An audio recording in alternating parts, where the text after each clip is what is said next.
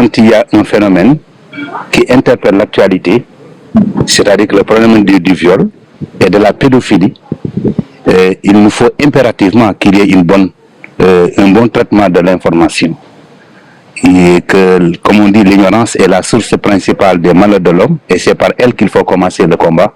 Et que je pense qu'il n'y a pas meilleur éducateur, quelqu'un qui est chargé, n'est-ce pas, de porter l'information auprès, n'est-ce pas, des populations dans les zones les plus reculées que les journalistes. C'est fort de ça qu'on se dit que le meilleur moyen pour nous d'éradiquer et de supprimer, il faut impérativement l'implication des journalistes. Sans les journalistes, je ne pense pas que les populations soient éduquées, soient informées et qu'ils aient une conscience claire pour mesurer davantage les conséquences néfastes, n'est-ce pas, de ce phénomène. Dans la SNPE, c'est-à-dire que la stratégie nationale de la protection de l'enfance, il y a ce qu'on appelle des dispositifs communautaires.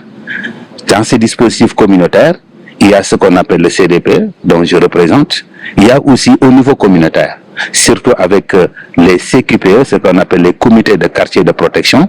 Et ces gens-là sont non seulement sensibilisés, sont formés pour essayer également au niveau communautaire. Parce que ce soit les jeunes filles, que ce soit les femmes, elles sont violentées, elles sont violées, n'est-ce pas, dans les lieux de socialisation. L'État a mis en place des dispositifs communautaires pour protéger, pour sensibiliser, pour éduquer les populations, pour quand même essayer de combattre ce phénomène. C'est un phénomène qui existe bien à Kaolack. C'est pourquoi nous avons jugé nécessaire de faire cette sensibilisation pour la vulgarisation de cette loi afin d'éradiquer les violences sexuelles dans cette région. Le viol, la pédophilie sont des phénomènes très sensibles et qui font beaucoup de ravages dans nos sociétés.